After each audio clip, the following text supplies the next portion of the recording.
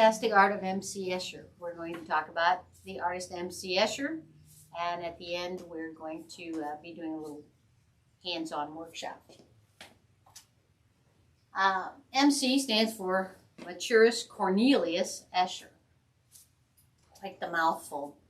He lived from 1898 to 1972, and he is a master of spatial illusion and geometric pattern.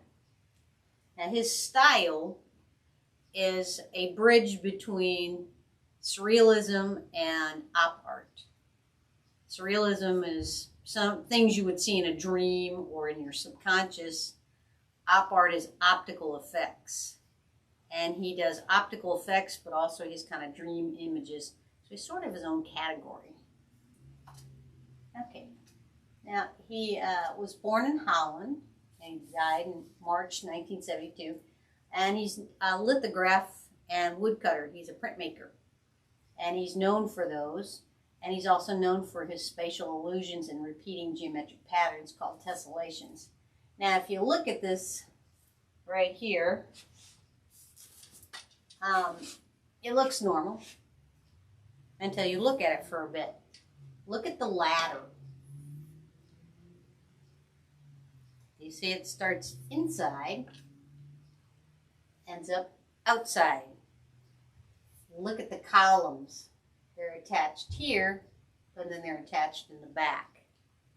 And he plays with space like that. And if you look, well, you can't see it down here, but this guy has a little box in his hand and a little drawing laying down there, which shows this kind of weird crisscrossy thing. But at first glance, it looks normal. And that's what he likes to trick your eyes. And he had no formal training in math or science, but his work is admired by professionals in both fields. He's considered a mathematician. Okay, everybody knows this one. And it's the shading that creates the illusion here. Without all this shading in here, that would just be a flat 2D drawing. And you can see that the light values bring things forward, the dark values take them back. And when he does a self-portrait, he doesn't do it like anybody else. That's him right there in a mirror ball. This is a lithograph. And the lithographs are done with a big piece of stone, flat stone. He draws on it with what's called a grease pencil. And he puts acid on it. It burns into it. You have to be really good. This is really hard to do. Then you put it through a printing press. All this shading and everything in here is very difficult because wherever the grease pencil is, the acid can't etch the stone. So you have to, all those little dots are where it's eaten away. The black dots, the light areas are where it's not eaten away. Very difficult. Done a lot of printmaking and it is difficult. He's showing you the convex effect of a convex plane. And then, again, it's the values that create all the depth. And, of course, it's a self-portrait. Now, these are woodcuts. This one appears a woodcut. This one down here is a lithograph. And a woodcut is, and again, you can see all the weird angles, perspective. He's playing with space. A woodcut, you take a block of wood and you carve into it, and then you put ink on top of it and print it. And each one of these is printed, and you have to get it so it perfectly lines up to make it all go together. Again, very difficult. And this one right here, that again is a lithograph. And relativity is what it is. And that one has been reproduced a million times. In fact, I'm going to show you a little clip later from the movie Labyrinth, where they recreate that whole thing, pretty much. Okay, here's some other ones. See, you're looking down, but you're also looking up. He likes to play with perspective, which was also what the Cubists did. Play with perspective. And again, here's the stairs going different directions, and depending on which way you turn your head, you'll see something different. Do you think he was maybe a little crazy and that's just the way he saw the world in his mind? Well, you know, he died in 1972, and a lot of this stuff was done in the 50s and 60s. For drugs, yeah. I was going to say that, and, you know, just like most of the artists, drinking absinthe was the same as LSD. Then there was LSD. And yeah, I think some of it could be because I grew up in the late 60s. We all had posters by him. He was still alive. And everybody loved his work because it was all so interesting. And again, these are all prints, all done with printmaking processes. And this was always one of my favorite ones because the water goes up and then comes down. But it can't, because that's impossible. But then also he's underwater. See the underwater plants. So there could be no flowing water anyway, because he's underwater. And this one, the guys are going up the stairs and down the stairs at the same time in a circle. They make no progress. I always liked that one. Now, one of the things he's well known for is tessellations. Now, tessellations is a mathematical grid pattern, and he took it as far as you could take it.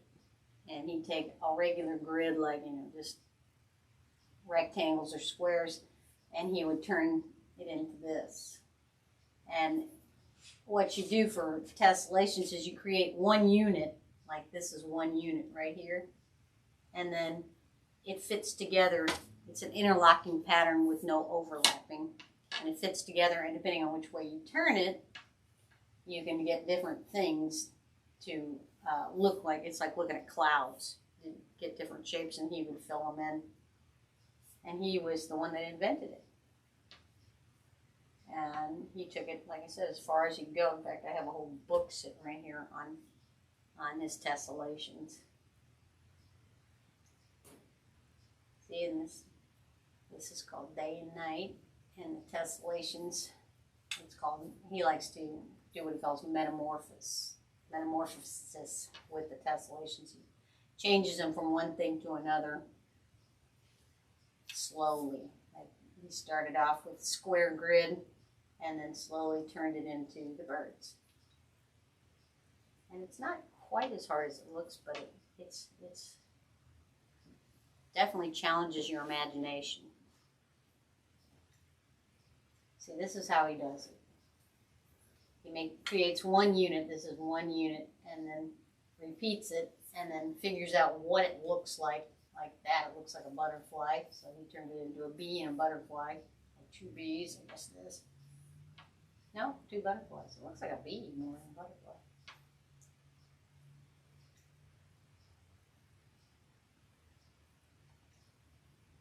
See, here's a whole bunch of them. And see, it looks like this is a scroll, but that's just a drawing. That's actually a print. They're all prints.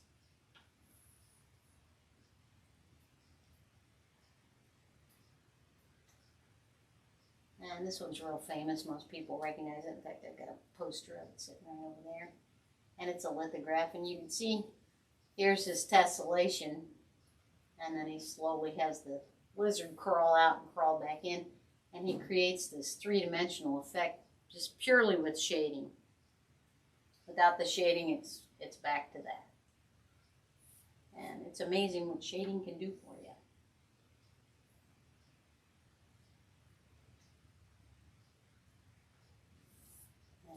And again, that's a woodcut. So is this one, where you cut one unit out and printed it over and over again, and did two different blocks, same unit. And these are really fun. If you ever want to come and do some, I can show you how to do them. They take a long time. And there he is, another one of his interesting self-portraits. And he used to tell people he never considered himself an artist. And a lot of people considered him a mathematician and a scientist because he was into figuring out how to twist space. But a lot of the artists never considered themselves artists. Henry Moore, or not Henry Moore, Alexander Calder was another one that said he never considered himself an artist. He said, I consider my work the most beautiful and also the ugliest. Most artists feel that way too. And I don't know, why do you think his work is really popular? It's been used in music videos. Like I said, I'm going to show you a little movie clip. It's in posters. When I was in high school, man, everybody had MC Escher posters. Why do you think his work was popular? I mean, it really uses both sides of your brain to even try to figure out what's going on. That's true. Okay. And that's always a good question. Was he an artist or was he a mathematician? Artist. I think it was a little of both. Because, I mean, he really, those tessellations are very mathematically done. Yeah, but I would say more artists can be mathematicians as opposed to mathematicians be artists, because, you know. That's true. Well, and the right side of your brain is where all your higher math functions are anyway.